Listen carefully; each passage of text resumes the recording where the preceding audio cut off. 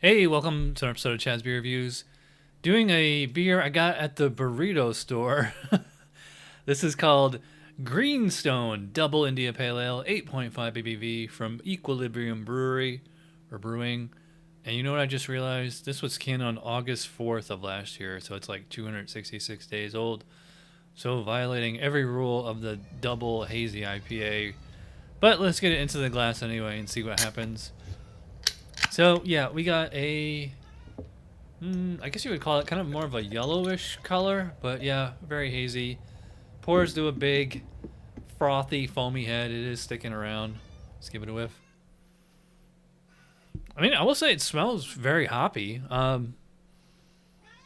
So I guess they're using a lot of New Zealand hops on this one.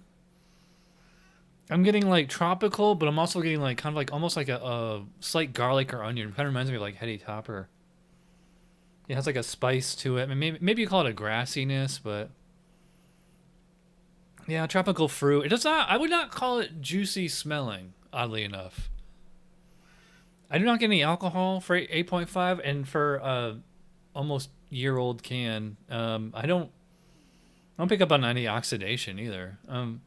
The malt is pretty standard. It's just some kind of pale malt. I don't get toast or caramel, nothing like that. So, all right. So I know all the beer nerds out there are gonna hate me reviewing a beer this old, but I'm not drain pouring it unless it's actually undrinkable. Let's see what happens. Cheers.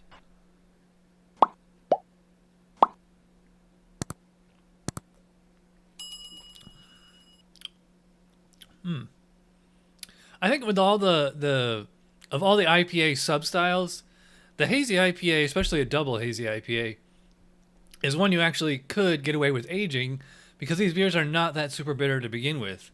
So it's not like, you know, the because IPAs are big hoppy beers, even imperial stouts and whatnot. Those hops will fade after a while, and they'll soon become sweeter and sweeter as they get older. So you're not really losing a lot by aging it. I would describe it as little tropical. I would not call it citrusy. There is a sweetness to it for sure. A lot of that might come from the maltiness. Some of it might be from the age of the beer. Whatever IBU's in there probably drop down. There is, like I said, there is a sweetness here, almost a little vanilla. It's interesting because even though this is 8.5 ABV, it does not strike me as being that strong. There is no alcohol presence at all. That might be the trade off. Is maybe when this can was fresh last August, it might have been like really warm as far as the alcohol and like really distracting as far as the alcohol. This is super smooth, I will say. I can't taste the alcohol. I can't feel the alcohol. Can't smell the alcohol. I mean, it does strike me as being an above average beer as far as just potency and just flavor in general. Like I said, like maybe a little vanilla on there. Definitely a little bit of the classic oxidation lemon lollipop, or whatever you want to call it. Hops are kind of tropical, but not like punch you in the face flavor as a lot of the really fresh hazy IPAs do. I don't really get much, like I said on the notes, I don't get much distinctive malt character, which you never really do on hazy IPAs, or pretty much any IPA these days. Um, Maybe like on Dogfish 60 or 90, you might get a little toast or caramel or something like that. So I mean, this just strikes me as being kind of a nondescript, just a pale malt, nothing toasty, nothing caramel or toffee or anything like that. It does have like a little bit of, like I said, kind of like almost garlic or onion, maybe a little grassy. I mean, it is really, really faint, but I mean, it comes up mostly right on the finish, right on the apex there. It actually finishes quite clean. I'm surprised. I mean, there's a little bit of like a hop aftertaste. So, I mean, I'm sure when this was fresh, it was probably a much more lingering hop flavor. But yeah, I mean, this is still pretty good. And actually, I got this at Bubba Coo's Burritos. They also had some other of these hazy IPAs there, which I can't find at the beer store. So it's like I gotta get them at the burrito shop.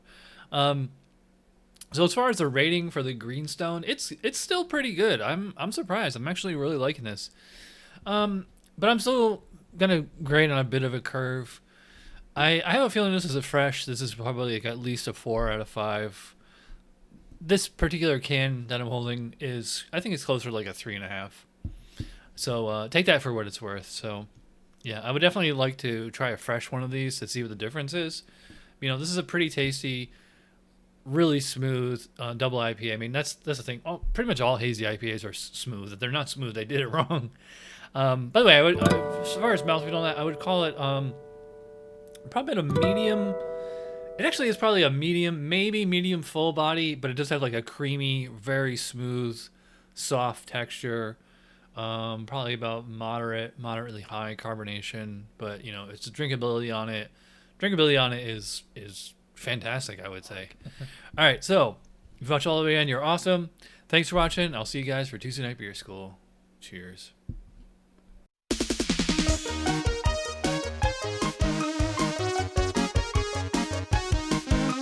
Somebody brewed it. Chad just reviewed it. Thanks for watching Chad's Beer Review. Trust me, the next episode will be a lot better.